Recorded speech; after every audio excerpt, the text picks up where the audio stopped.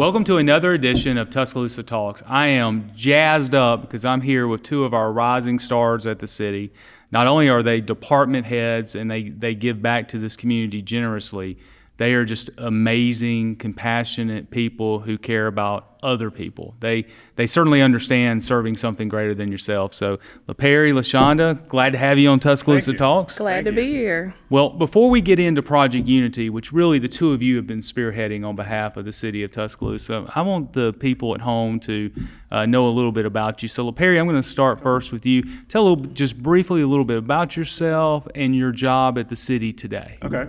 Well, again, I'm LaParry Howell, Director of Community and Neighborhood Services, formerly the Office of Federal Programs. Kind of like Prince, right? Prince, yeah. Yeah, a little bit. Yeah, like I got to get that feel. Same thing. But I've been with the city now for 17 and a half years. Loved it, as you can tell. I love what I do, as the mayor said, caring for the people, providing for the people, especially during this unprecedented time that we've been going through. I can honestly say that going forward, a lot has changed. Even with what we do in my department, we have a lot of the grants that have come through the city come through my department. I have an amazing staff. We have been ghost employees of the county now with the ERAP program, which is the rental assistance program, that I encourage a lot of people to apply for if you're in need for rental assistance or utility assistance. So if you wanted to apply for ERAP, which is, again, that's Emergency Rental Assistance Program. That's so if correct. you're renting and you need help with, let's say, your rent or utilities, who would you reach out to? You would reach out to Mr. David Howe at the Tuscaloosa County Courthouse. And what's really cool is that the county can only apply for this grant. Yes. But working together with our partners at the county, your team is the one who actually went out, secured it, and is working with the county and administrating it. That is correct. I'm very proud of you, LaParry. Thank you. Now, Lashonda, you've been with the city, I think, since 2017. It's dangerous That's going off top of my head. Yes. So, Lashonda, tell a little bit about yourself. Yes, sir. My name's Lashonda Kemp, of course, and I'm the Chief Human Resource Officer at the City of Tuscaloosa. Now, in layman's terms, tell everybody what that really means. That means I'm the HR Director. Lead an amazing team. I feel very blessed to be a part of the city. 1,300 plus difference makers. We have the amazing opportunity to see people from the time they start working with us to the time they retire. Births, weddings, you name it, we're a part of that. So we feel very blessed to be able to do that. Now, if somebody were interested in a job, what advice would you give them? A job at the city of Tuscaloosa, what advice would you give them? Right. So what I would tell most applicants, your application, your resume is our first impression. Go to Tuscaloosa.com, work with us to submit an application. Make sure you read that job description very thoroughly. Make sure you meet the qualifications. Submit your application, submit your resume, and be as thorough as possible because we get so many applications and resumes each day. So you want to be thorough so that we know exactly what you can do, how you meet the minimum qualifications for the job, and don't give up. Be persistent. Amen. Now, LaParry, what would you say is the most fun part of what you do every day in community and neighborhood services? Providing for the people, no matter if it's too big or too small. And I'll say, you know, LaParry's heard me brag on him before, but you know, we probably get 6, 7 at least emails and as many phone calls a week into our office, people needing help. LaParry's team is who that is afforded to, and your team always comes through. Yes. Thank you. It's an amazing team. It is. It's really mission work, quite frankly. It is. And it's really, really impressive. Lashonda, what would you say is the most fun part of your job? The most fun part, working in human resources, starts with humans. It's the people. It's the people we work with. It's a big family. Our HR team, they're amazing people. Our employees are amazing. We see things all the time, you know, on social media whether it be an officer that's dancing with a child or, you know, we see our water crews or our wastewater crews that are doing things in our community. they make the difference. So just working with the people at the city is amazing. And I think you and I have had a lot of fun with the Cheers for Peers program. Yes. And where we've been able to celebrate some of the amazing work our team members do. Yes, sir. All right, let's transition because right after the death of George Floyd, we at the city of Tuscaloosa said that we need to do more. And I asked the two of you to head up basically a committee of individuals within our city, and ultimately it has expanded into what is now Project Unity. LaParry, would you describe a little bit of what Project Unity is, and then we'll build on that from there. From my perspective, I'll give you my perspective, and I know Lashonda, she can agree to this as well. Project Unity it has shown me exactly what unity is. It's not about the race, the color, or the creed. It's more so about the people. Project Unity, as you said, derived from the murder of George Floyd, Breonna Taylor, and also what was going on in the economy beginning in 2020 with the pandemic and everything. Following all of that and meeting with community leaders, city officials on what's going on, trying to get on one accord on what's going on not only nationally but also locally in our communities, we basically came up with Project Unity. I would say you did. You came up with Project Unity, and thank you for the opportunity to spearhead, because it has allowed us not only to go into the community outside of what we do on a daily basis, but to take a community-led initiative and get the actual people involved. We have, out of Project Unity, we have had several meetings. Some very productive. I will honestly say that I did not think that we would come up with these type of recommendations that we were able to come up with, because we had people hiding behind the screens, if that makes sense, because we were a Zoom-driven meeting in a because this was going on during the middle of COVID. Exactly. And we were still pressing through with great recommendations from the citizens, great recommendations from our elected officials, the ministerial alliance here. But I will honestly say that the citizens more so were driven, and they were just excited to be a part of what was going on, even despite with COVID and stuff like that. So really and truly, Project Unity, as I said before, has been a game changer in my life.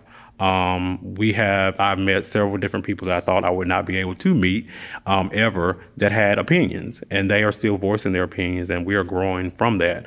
Project Unity was just not a one-stop shop, if that makes sense. We're moving forward in progression to continue this, to see what's ongoing, because times are changing on a daily basis. Where we're now, I pray that we are post-COVID. Thank God that our numbers are declining, but we want to make sure that we are meeting the expectations of our community on an ongoing basis. So, Lashonda, what was it meant for you? Well, we listen, and we're still listening, and we're still learning. It was amazing to work with all of our community stakeholders and just to hear. There were so many that came to the table, and for everyone to collaborate, and everybody had an opinion, and they continued to work together. And there have been some amazing things that have come out of Project Unity already, some things that will benefit our community for generations to come. And it's just so exciting to see it and be a part, and the energy. We're going to change, lives for a long time. Yes. And we appreciate you for having the vision for it. It's easy when you work with team members like yourself. And the thing that I've really enjoyed about being part of this process is that we listened and then we've acted. Exactly. I mean, we've eliminated chokeholds. We passed a non-biased police policy. We've increased our training on de-escalation. We've passed an ordinance that requires an officer, even if they see a supervisor that is not acting in an appropriate way, has to report that. Exactly. We're moving forward with the Benjamin Barnes branch, correct. YMCA. Correct. There are so many things that Project Unity over the last year and a half has started, accomplished, but there's going to be much more that we need to do. Certainly the recent tragic death of Keelan Allen accentuates the work. When you have a 13-year-old beautiful kid who was taken from this world unnecessarily, we know we all have to do more. So speaking of that, on Thursday, December 9th, right here at McDonald-Hughes Center, we're going to have Unity Fest. That is correct. and it's going to be from 5 to 7. It's going to be really cool. Exactly. But we're going to do a lot of cool things. Police will be here. The fire department will be here. There's going to be really fun activities. But embedded into that, beyond myself and other elected officials being here for you to talk to, we're going to be putting out our recommendations. Yes. To the people of this city and getting their feedback. Why should people come, LaParry? You can see what we've actually been working on for the past year. It has not been easy, as I said before. A lot of opinions, hadn't it? A lot of opinions. But just for those opinions to be voiced, that made a lot of difference. Some people were very opinionated, if that makes sense. But to come hear the recommendations, you will see that this is just not a book on a shelf, per se. So to come out and listen to what the team leaders have been working on, along with the community expertise, their input, to be transparent. We want you to come out to see what we have been working on, obviously behind the closed doors with the meetings, but I will honestly say all meetings were open to the public. Yeah. And so we actually did have an area where we allowed the citizens, the community's opportunity to voice their opinions. And we got several feedback on that. So we want everyone to come out to enjoy not only the festivities for families, but also to hear the recommendations that will come actual items over the forthcoming years. Lashonda, do you have any thoughts on that about why people need to take the time on December 9th to come by? Right, because this is our community. We want to see solutions, and we have some recommendations that we've received from the committees that are definitely solutions to some of the things that are going on in our community. So we want the community's feedback, and if there is something that we have not, recommended, or the committee has not recommended, and they have other solutions, bring those.